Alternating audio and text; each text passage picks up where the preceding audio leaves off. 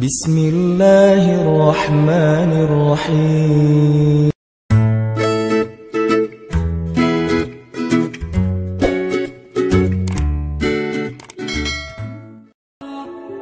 Teman-teman yang dirahmati Allah Subhanahu wa taala, tadi kita bahas tentang gimana kadang-kadang kondisi ketika keinginan kita sama maunya Allah itu nggak ketemu.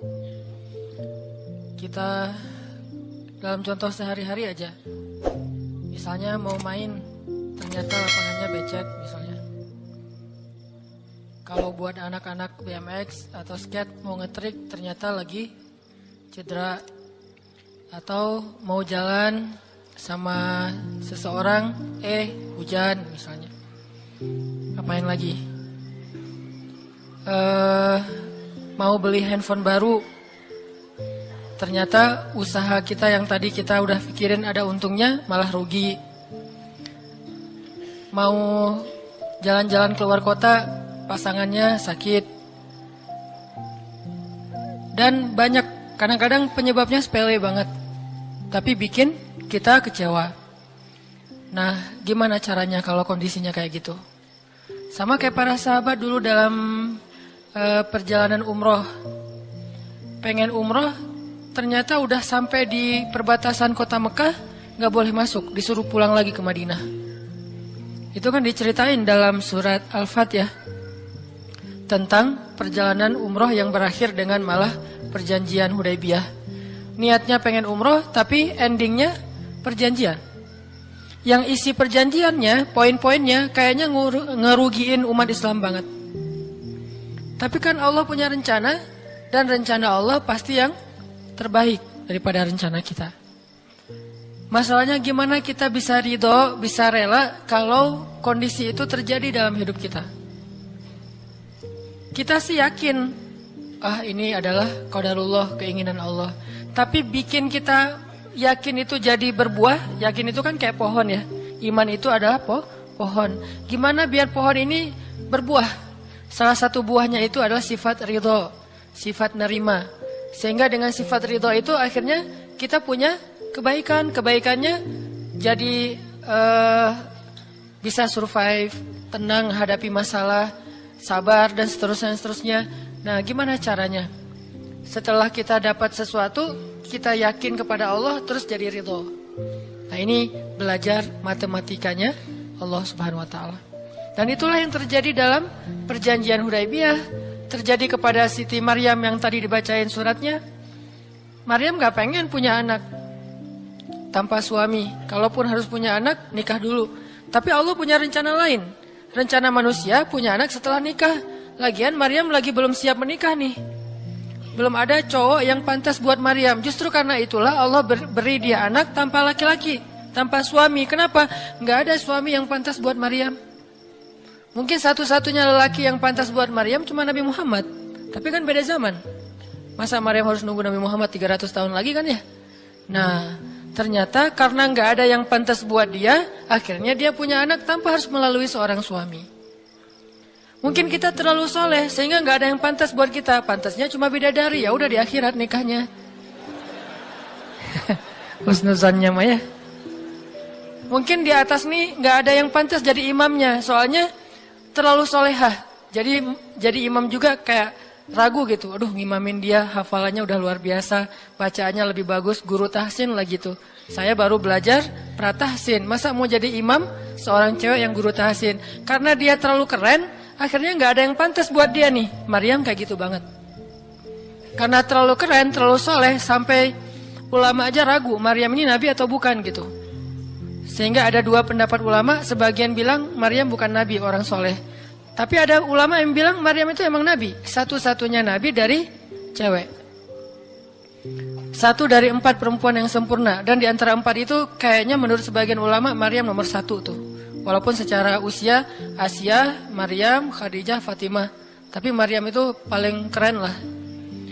Tiba-tiba hamil, datang cowok keren, baju putih, jubah putih, auranya tuh luar biasa. Pokoknya cowok paling keren aja.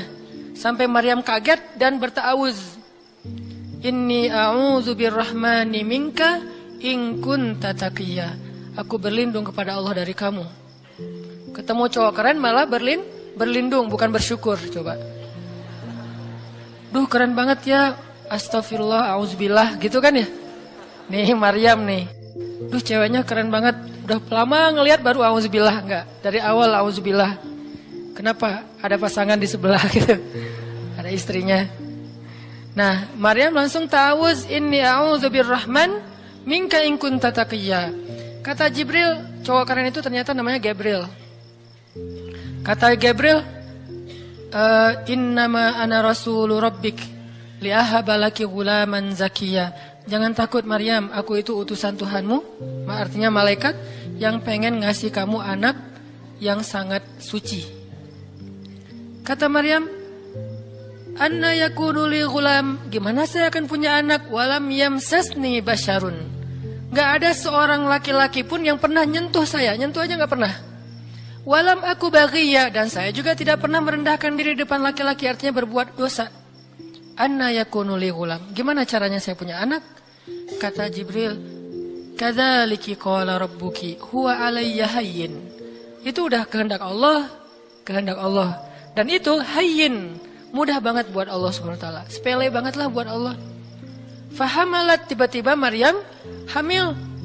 Fantabadat bihi makanan qasiyya. Karena Maryam malu ketahuan hamilnya, akhirnya Maryam pun pergi ke suatu tempat yang terpencil.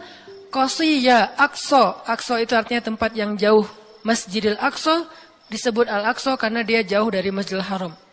Kalau Madinah kan dekat. Masjid yang paling mulia kan ada 3 itu ya, Mekah, Madinah, Palestina.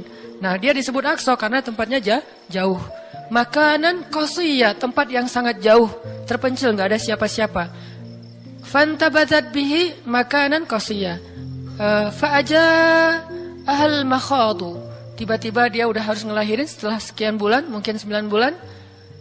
Qalat, dia bersandar di sebuah pohon, kemudian dia berkata, ya laitani mittu qabla hadza wa kuntu nasyam mansiya. Dia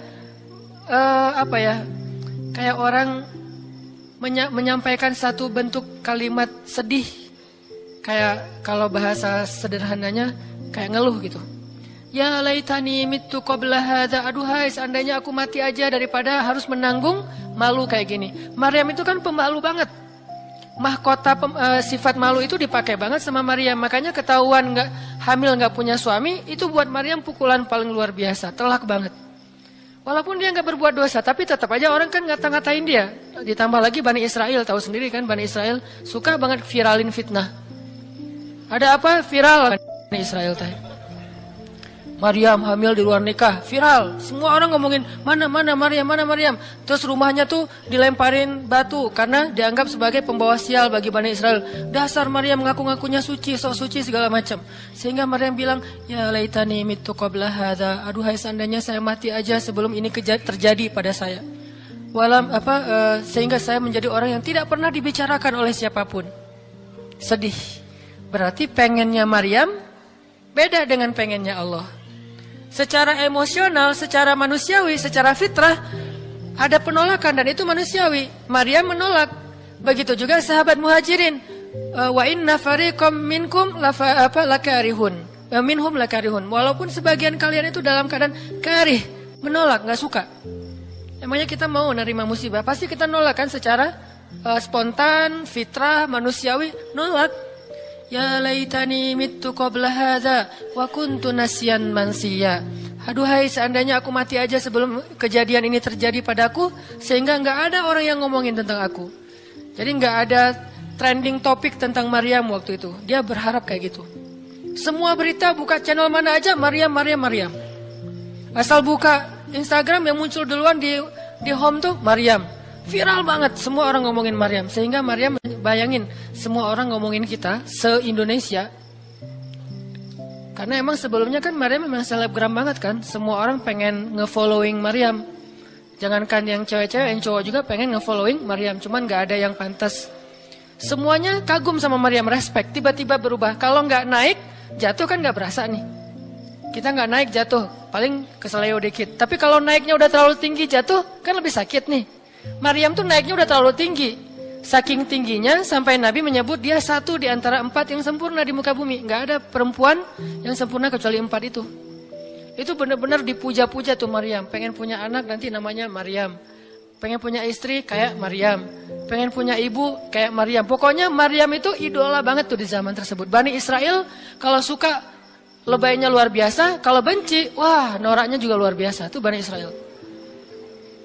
Berlebihan gitu. Kalau suka habis-habisan sampai dijadikan Tuhan kan dulu. Mereka pernah mengangkat seorang laki-laki yang soleh jadi Tuhan. Namanya Uzair.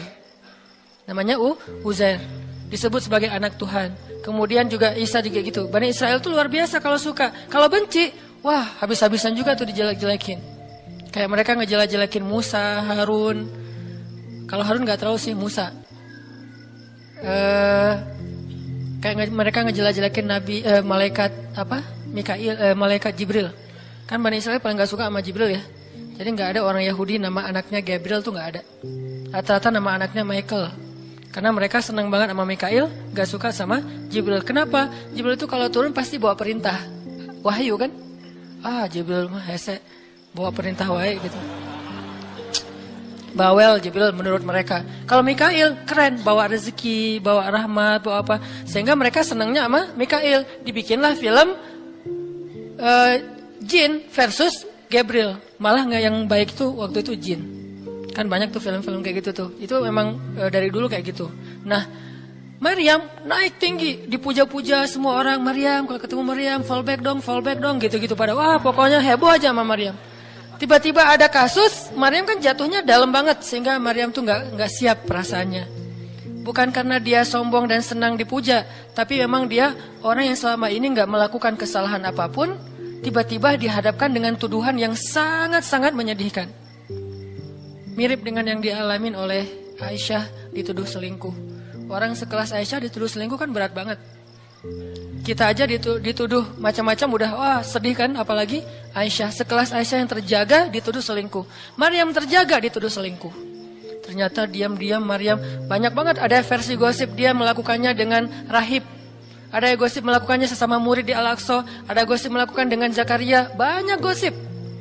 Berat banget buat Maryam sehingga Maryam mengatakan, ya laitani mittu qabla hadza wa kuntu nasyan mansiya. Aduhai seandainya aku mati aja. Aduhai seandainya dulu aku nggak bikin akun Instagram, pasti nggak akan jadi apa-apa gitu. Nyesel udah punya akun. Udah gitu banyak lagi yang ngomongin. Akhirnya turun ayat. Turun lagi Jibril. Turun malaikat.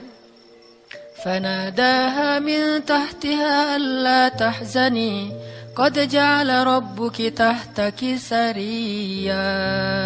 Dipanggillah Maryam oleh malaikat itu. Ya Maryam, la tahzani. Kalau Abu Bakar, la tahzan. Kalau Maryam, la tahzani. Dua orang yang disebutkan kalimat la tahzan di dalam Al-Quran. La tahzan, innallaha ma'ana. Siapa? Abu Bakar. Kalau Maryam, la tahzani, qad ja'ala rabbuki tahtaki sariya. Jangan sedih wahai Maryam, gak usah khawatir. Allah udah memunculkan mata air di bawah kakimu. Artinya Allah yang akan merawat kamu, Allah yang akan ngebelain kamu, Allah yang akan deketin kamu, Allah bersama kamu wahai Maryam. Apa pelajarannya di sini teman-teman? Ketika Allah menggunakan logikanya yang kita tidak bayangkan, yang awalnya kita tolak, itu artinya Allah sedang memberikan kita kesempatan hanya akan ditolong oleh Allah saja, tidak oleh makhluk. Ketika Allah menempatkan kita dalam satu situasi yang sulit, yang sampai bikin kita kehabisan ide nih gimana cara keluar dari situasi ini, itu berarti Allah lagi ngasih kita kesempatan masuk dalam sebuah situasi yang tidak ada yang bisa nolong kita kecuali Allah. Allah pengen nolong sendiri. Dan pertolongan Allah itu ajaib. Tapi kalau Allah tempatkan kita dalam sebuah situasi yang kita masih berpikir dan menemukan beberapa jalan walaupun belum pasti bisa, berarti kita masih diberikan kesempatan yang nolong kita itu makhluk. Oh minta tolong ke si fulan, minta tolong ke si fulan. Tapi begitu kita mentok, kenapa ya kok berat banget nih masalah saya? Berarti Allah lagi menempatkan kita di sebuah situasi yang Allah sendiri yang akan menolong kita. Itulah perang Badar, itulah perang Ahzab, itulah Hudaybiyah, itulah Maryam, itulah banyak kisah kayak gitu. Situasi yang kayak udah mentok banget, yang gak pernah kita bayangkan, yang kita awalnya pasti nolak secara spontan, berarti Allah lagi nempatin kita di sebuah situasi yang Allah pengen men-treat kita langsung sendiri, nggak mau pakai yang lain. Qad ja'ala rabbuki tahtaki sariyya. Allah sendiri yang akan memunculkan mata air di bawah kakimu, wahai Maryam. Ayub juga kayak gitu. Semua dokter datang, habis uang Ayub untuk biaya dokter tapi nggak sembuh. Kenapa? Allah nggak pengen kesembuhannya dengan cara-cara yang kebayang oleh Ayub. Allah nggak pengen kita dapat jodoh dengan cara yang kebayang oleh kita.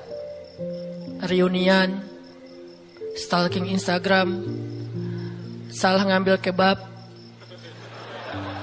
Pokoknya yang kebayang sama kita itu nggak akan. Kenapa? Allah pengen ngasih kita cara yang cuman Allah sendiri yang tahu dan itu surprise. Dan itu istimewa banget. Apa itu? Kalau saya tahu berarti bukan surprise kan? Tunggu aja, masing-masing punya rahasia sendiri-sendiri. Dan ini yang bikin kita terus berharap. Sehingga Maryam tiba-tiba ngelihat di bawah kakinya sama Isa udah ada mata air. Minumlah dari mata air itu. Terus kata Allah, wa huzzi ilaiki bijid'in nakhlah tusaqit alaiki rutban janiyya. Ya Maryam, goyangkan pohon kurma yang ada di sebelahmu. Kan dia tadi bersandar di pohon kurma pas ngelahirin. Terus disuruh goyangin tuh pohon kurma. Saya pernah bilang, bayangin gimana seorang perempuan yang baru ngelahirin, yang lagi lemah disuruh goyangin pohon kurma. Pohon kurma itu ukuran diameternya sebesar meja ini nih. Lebih besar daripada diameter pohon kelapa. Bayangin, ngegoyang pohon kurma sebesar ini, seorang perempuan, goyang gak tuh pohon? Gak bakal. Laki-laki aja gak goyang, apalagi sendiri. 10 orang laki-laki aja ngegoyang pohon kurma segede ini, belum tentu goyang. Goyang aja enggak, apalagi sampai ngejatuhin buah kurma. Kalau buah kurma yang udah tua jatuh masih mending, nih yang muda jatuhnya tuh. Berarti kan goyangnya lumayan tuh. Berapa skala Richter ya? Yang muda jatuhnya rutoban janiyya, bukan kurma yang tamar, yang udah tua, yang udah emang dihembus juga pakai angin jatuh, enggak. Wahuzzi, goyangkan pohon kurma itu ya Maryam. Apakah Maryam berpikir Allah kalau ngasih perintah yang logis deh? Enggak kan? Kan Allah tahu ini pohon kurma dan saya baru ngelahirin, masa disuruh goyang? Enggak. Logika kayak gini, pertanyaan kayak gini enggak muncul dari orang yang udah pasrah banget sama Allah, yakin kalau Allah yang perintahkan lakukan aja deh. Gak usah tanya gimana nanti hasilnya, itu bagian Allah, bagian kita ngelakuin apa yang Allah perintahin, disebut dengan ikhtiar. Kadang-kadang ikhtiarnya nggak nyambung dengan hasil, tapi Allah suruh, ya udah lakuin aja. Maryam pegang tuh pohon, baru digoyang dikit, udah langsung berguncang. Tusakit alaiki, jatuhlah, bukan jatuh, berjatuhanlah, berarti banyak nih. Berjatuhanlah untukmu rutoban janiyya, buah-buah kurma yang masih muda tapi manis. Artinya apa? Hasilnya Allah yang pilih. Kurma yang mana yang mau jatuh, dengan rasa apa yang mau jatuh, yang jaraknya sekian dari tempat duduknya yang Maryam yang akan jatuh. Allah yang menentukan hasil. Tugasnya Maryam cuma ngegoyangin dong, walaupun gak mungkin akan terguncang. Ini iman. Belajar iman. Allah yang suruh, ya sudah saya lakukan. Allah suruh ikhtiar, ya saya ikhtiar. Allah suruh berobat, ya saya berobat. Tapi hasilnya Allah yang nentuin kayak gimana caranya. Akhirnya rutoban janiyya, berjatuhan. Kata Allah, fakuli washrobi wa qarri aina. Makanlah Maryam, minumlah Maryam, dan bersenang hatilah kamu dengan semua ini. Sehingga kata Nabi komen setelah baca ayat ini nih. Nabi komen. Komen Nabi apa? Korma dan manusia itu ada hubungan sejarah. Diciptakan dari jenis tanah yang sama. Jadi pohon-pohon lain itu jenis tanahnya beda. Cuman satu yang mirip dengan manusia, jenis tanahnya korma. Sehingga salah satu yang cepat merecovery seorang perempuan yang baru ngelahirin adalah makan rutoban janiyya, korma yang yang muda tapi manis. Jangan dikasih ke bayinya ya, keselak, bahaya. Kasih ke ibunya. Kalau ke bayinya tamar, korma yang udah tua, terus dikunyah sama bapaknya dengan syarat bapaknya udah gosok gigi. Jangan habis makan bala-bala cengek, makan kurma kasih ke bayi. Kasih ke bayi yang tua, kasih ke ibunya yang muda, dan itu cepat merecovery seorang perempuan. Kata Nabi di situ ada obat dari penyakit. Intinya teman-teman, kayak gitu ternyata cara Allah. Ini logika Allah nih. Sehingga ketika kaum muslimin, balik lagi ke surat Al-Anfal, dihadapkan dengan satu pilihan yang mereka nggak pernah ngebayangin dan secara spontan karihun, menolak, maka Allah Subhanahu wa taala menyampaikan kenapa Allah memilih itu. Karena kata Allah, tujuan dalam pencegatan ini bukanlah mengambil harta, tetapi untuk menunjukkan mana yang benar, mana yang batil. Ya sudahlah, daripada menentang Allah, sami'na wa ta'na, ikut. Walaupun sebetulnya hatinya masih karihun, gak rela gitu. Ikutlah pilihan Allah dan Rasul. Mereka pun ganti rute, dari yang tadi rute mau mencegat Abu Sufyan, sekarang rute kepada Abu Jahal. Mulai ngutus mata-mata Abu Jahal, berapa pasukannya segala macam, bermalam di sebuah tempat di daerah situ. Malamnya Nabi itu gak bisa tidur. Nabi sepanjang malam beristighosah. Jadi istighosah itu teman-teman salah satu di antara sunnah-sunnah Nabi SAW. Apa istighosah artinya? Doa yang sangat lama. Nabi malam itu sama Abu Bakar berdua gak tidur. Yang lain pada tidur kan besok mau perang nih. Malam ini mereka tidur, besok mau tanding aja disuruh tidur kan ya. Apalagi besok mau perang. Tidur, wajib tidur. Yang belum tidur pokoknya pura-pura tidur. Tidur aja. Kayak kita besok mau akad kan harus tidur ya. Walaupun susah tidurnya.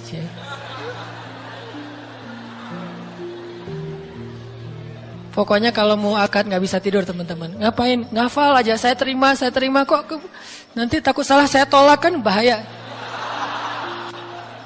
Udah diizinin sama calon mertua masih ditolak. Nah, malamnya pada tidur kecuali 2 orang. Rasul sama Abu Bakar. Selalu berdua orang ini nih, pokoknya soulmate banget. Direkam soulmate-nya di Al-Quran. Rasul beristighosah, doa yang sangat khusyuk. Berharap banget, panjang lagi doanya sepanjang malam. Sampai Nabi mengangkat kedua tangannya itu gak gini, tapi gini. Pernah gak doa gini? Nah makanya masih sendiri ya. Coba istighosah, ya Allah. Langsung tuh. Jadi kalau doa jangan gini doang. Apalagi gini, santai. Sesekali doa, Allah. Ternyata belum, naik lagi sampai mungkin. Dan itu ada sunnahnya, Nabi berdoa dengan, kan Nabi berdoa kadang mengangkat tangan, kadang tidak mengangkat tangan, kayak doa sehari-hari misalnya angkat tangan kan ya. Kayak mau makan misalnya, bismillahirrahmanirrahim amutu wa ahya. Allahumma barik lana gitu ya. Kan nggak harus ngangkat tangan. Sariwai ini. Nah, udah kadang Nabi doanya gini, nelunjuk. Bukan merintah Allah, ya Allah kasih lo ya, enggak. Nelunjuk dengan filosofi Arab sama filosofi Indonesia beda. Makanya jangan menerjemahkan teks Arab dengan konteks kita, dengan persepsi kita. Terjemahkan dengan persepsi bahasa sendiri. Apa sih maksudnya? Gitulah. Jadi di Arab tuh kalau gini bukan merintah. Gini tuh artinya cuma engkau yang saya harapin ya Allah gitu maksudnya. Jadi kalau ya Allah itu maksudnya engkau doang yang saya harapin, iya karena budua iya karena selain gitu. Bukan ya Allah pokoknya harus ya, bukan. Kalau kita pakai dengan logika kita kan, kok doa sih gak sopan sama Allah kayak gitu-gitu amat. Kalau ke manusia mungkin gitu agak kurang sopan. Kalau ke Allah sopan. Bisa gini, bisa biasa aja, bisa gini. Gini juga ada beberapa level. Ada yang gini sampai ke paling atas. Biasanya yang paling atas tuh bab jodoh sih. Kalau bab kuliah masih gini, kerja, giliran jodoh paling tinggi. Apalagi kalau udah jodohnya balikan sama mantan. Tuh kayaknya naik kursi. Lebih tinggi lagi. Jadi malam itu Nabi beristighosah sampai syal beliau jatuh, nangis, janggut beliau basah dengan air mata, nangis panjang malam, ya Allah jika besok kami kalah perang, terbunuh semua, mungkin di muka bumi ini nggak akan ada lagi orang yang menyebut la ilaha illallah. Abu Bakar ngambil rida syalnya Rasul ditaruh lagi. Cukup bagimu ya Rasulullah, cukup ya Rasulullah. Allah udah mendengar. Abu Bakar menenangkan Rasul, tapi Rasulullah terus saja gitu. Kayak kita lagi doa kata teman, udah Allah udah dengar. Taruh dulu. Kalau kita mah gitu ya. Nah, tapi jangan dibayangin gitu. Rasulullah pasti khusyuk banget, nggak kayak kita. Udah selesai berdoa, pagi-pagi sahabat riuh. Innalillah gitu. Kalau kita kan innalillah pasti ada yang meninggal ya. Siapa yang meninggal? Enggak, innalillahi itu musibah, enggak harus selalu orang meninggal. Ya Rasulullah maafkan kami. Kenapa? Ternyata sebagian para sahabat malam itu digoda oleh syaitan sehingga semua pada mimpi basah. Maaf. Tapi kayak gitu emang sejarahnya. Bukan semua, sebagian besarnya mimpi basah. Sehingga pas bangun mereka dalam keadaan junub, kotor, tidak suci, tapi enggak ada air. Untuk wudhu aja kurang, apalagi untuk mandi. Dan mandi junub kan harus semuanya. Sedangkan besok mereka mau berperang melawan musuh dalam keadaan tidak suci. Ini kayak pertanda buruk gitu. Dan mereka merasa mentalnya makin drop. Tiba-tiba Allah beri ketenangan buat mereka. Turun air hujan. Malam itu hujan turun. Hujannya hujan lokal lagi. Camp kaum muslimin hujan. Camp orang kafir enggak? Hujan. Nyebrang-nyebrang. Hujan enggak. Yang banyak di Indonesia gitu. Di camp kaum muslimin hujan, di campnya orang kafir enggak hujan. Akhirnya pada mandi, alhamdulillah, Allahu Akbar. Itu nanti ada ayatnya setelah itu. Coba nanti baca lagi halaman kedua. Ketika ada adegan hujan segala macam, itu ceritanya kayak gitu. Akhirnya makin mantap, alhamdulillah bisa mandi, wudu, minum. Baru mereka yakin bahwa ini adalah benar-benar perintah Allah. Nah, hidup kita tuh kalau kita ngejalanin hal-hal kayak gini, kita bakalan kayak lagi jalan bareng Allah. Sehingga nanti kita akan banyak ngelihat keajaiban-keajaiban Allah. Kalau kita nggak pernah masuk dalam situasi ini, kita tuh kenal Allah cuma dari kata orang, nggak pernah jalan bareng. Kita kayak kenal seseorang, tapi kata teman kita, cuma lihat postingannya doang, tapi nggak pernah jalan bareng, jadi nggak kenal dekat gitu, dan nggak akan dapat feel. Begitu juga kita kenal Allah. Kalau kita kenal Allah hanya dalam situasi normal, wajar, nyaman, berarti kita kenal Allahnya cuma dari katanya, cenah. Nggak pernah ngalamin sendiri. Begitu kita dihadapkan dengan situasi kayak gini, berarti kita lagi diajak Allah jalan bareng. Yuk jalan bareng saya. Siap ya Allah. Banyak kejutan-kejutan. Banyak yang bikin kita kaget. Kenapa? Karena kita jalannya dengan zat yang maha kuasa. Dia akan tunjukin kekuasaan-kekuasaannya. Dan kekuasaan Allah yang paling luar biasa ditunjukin justru dalam kesulitan. Kalau dalam normal nggak luar biasa namanya. Kayak kita sama teman kita. Dia ngasih kita hadiah atau pinjam duit 100.000 pas kita lagi awal bulan, kan biasa aja ya. Coba kalau dia minjemin duit 50.000 pas akhir bulan, kan luar biasa kan. Jadi makin kita sulit, Allah tunjukin kekuasaannya. Di situ kita makin lihat gimana kita tuh bergantung banget sama Allah. Emang Allah bikin skenarionya kayak gitu. Sehingga kalau kita teman-teman dihadapkan atau dikondisikan sama Allah dalam suatu keadaan yang kita nggak siap, yang kita nolak, yang kita berontak, tapi di sisi yang lain kita yakin ini ketentuan Allah, belajar meyakini, oh Allah lagi ngajak saya jalan nih. Allah lagi ngajak saya jalan, biar lebih kenal sama Allah. Biar Allah nunjukin langsung. Satu. Kedua, niatin juga, oh Allah pengen memperlakukan saya khusus, nggak mau pakai yang lain, berdua aja biar Allah yang menolong saya, karena udah nggak bisa ngarap siapa-siapa.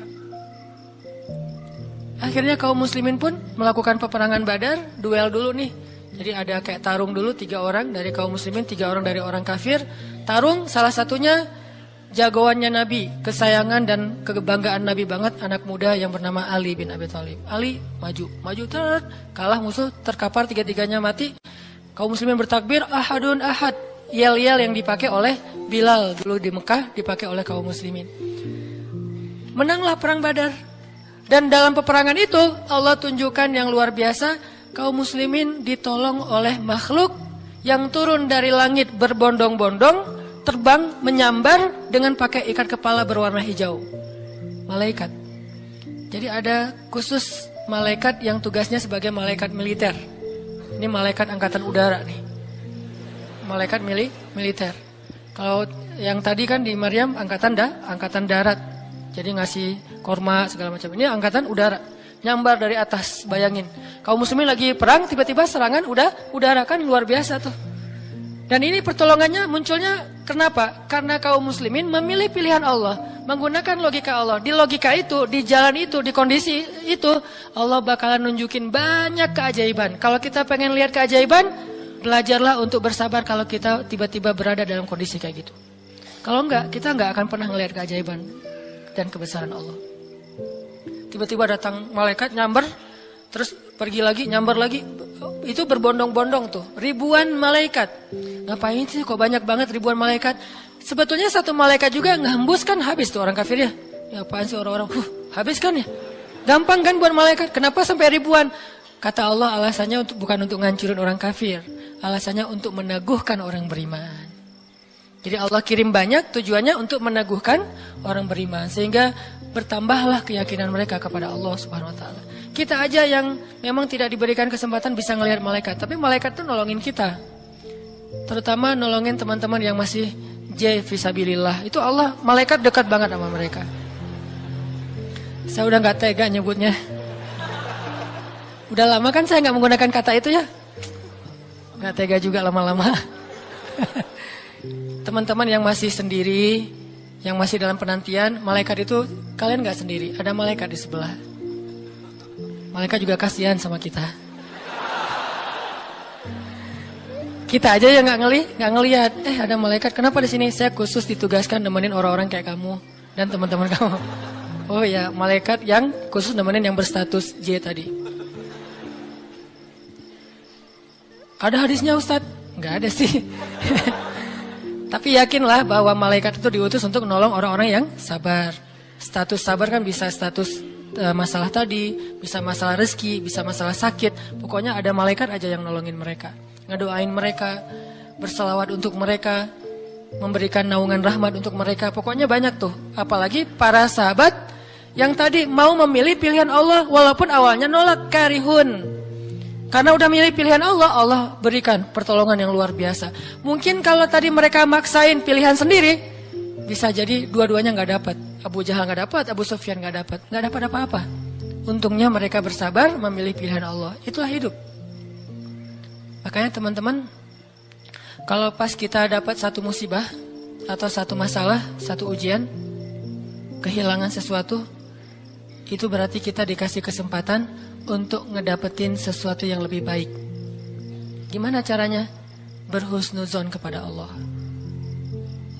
Karena kata Allah, Ana indah dhanni abdi bi, aku tergantung prasangka hambaku kepadaku. Berarti kalau kita misalnya lagi dapat masalah, terus kita berhusnuzon, oh Allah pengen ngasih yang lebih baik. Itu Allah berarti kayak gitu.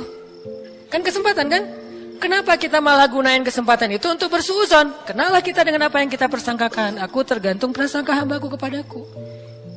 Pas ada musibah kehilangan sesuatu, oh mungkin memang Allah pengen ngasih saya yang lebih baik dari ini. Ini kan udah lama saya pakai, ini udah 2 tahun, 3 tahun, pengen diganti sama Allah. Itu gitu banget Allah tuh sama kita.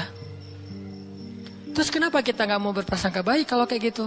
Masalah yakin.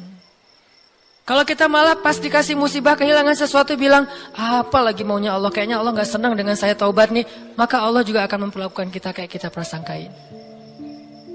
Makanya kalau kita dapat musibah, ujian, itu berarti kita dikasih kesempatan untuk memikirkan sesuatu yang baik yang akan Allah kabulkan.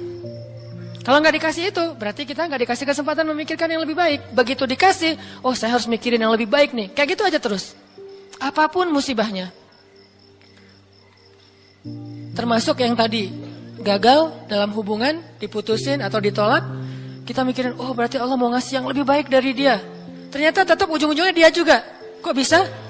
Oh berarti dia diperbaiki sama Allah. Dibuat lebih baik, dibuat lebih soleh, lebih pantas, baru bareng dengan kita. Coba kalau nggak dibuat lebih soleh udah langsung jadian. Kan bisa bahaya juga buat kita. Stres juga kan mikirnya ya. Makanya Nabi mengatakan, sebaik-baik perhiasan adalah istri yang soleha. Itu benar-benar menyenangkan hati. Kebahagiaan bagi laki-laki itu adalah memiliki seorang istri yang soleha. Istri yang soleha itu bukan cuman istri yang hafal Qur'annya banyak, yang hafal hadisnya bukan wawasan. Istri yang soleha itu istri yang akhlaknya baik. Yang kalau kita ngelihat dia langsung bahagia. Jadi pulang ke rumah itu gak pernah nyetel TV. Kenapa papa gak pernah lihat TV? Kan lihat mama.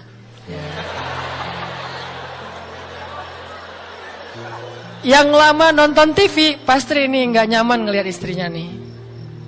Jadi kalau sampai rumah bikin kopi, duduk di tengah ruangan, lihat istri lalu lalang gitu. Pak, TV-nya di situ, ngapain ke sana kemana mama pergi? Itulah hiburan buat papa. Berat juga Pernah nggak ngomong kayak gitu? Belum. Gimana mau ngomong, nggak ada orangnya ya. Nanti kalau udah ada gitu tuh. Makanya saya jarang nonton TV, sering nonton YouTube soalnya. Nah ini ya teman-teman. Jadi kita berprasangka begitu dikasih musibah, oh berarti Allah pengen ngasih yang lebih baik. Yang terbaik deh yang kita prasangkain. Karena Allah akan kayak gitu banget. Inilah rahasia matematika Allah. Ya Allah berlakukan kepada Ahlu Badar. Ya Allah berlakukan kepada para sahabat yang berjanjian Hudaybiyah, Bai'atul Ridwan. Ya Allah berlakukan kepada Siti Hajar, Maryam, dan banyak lagi kisah-kisah yang benar yang disebutkan di dalam Al-Quran. Mudah-mudahan nambah yakin kita. Kita bukan minta musibah, tapi emang itu fitrah kehidupan manusia.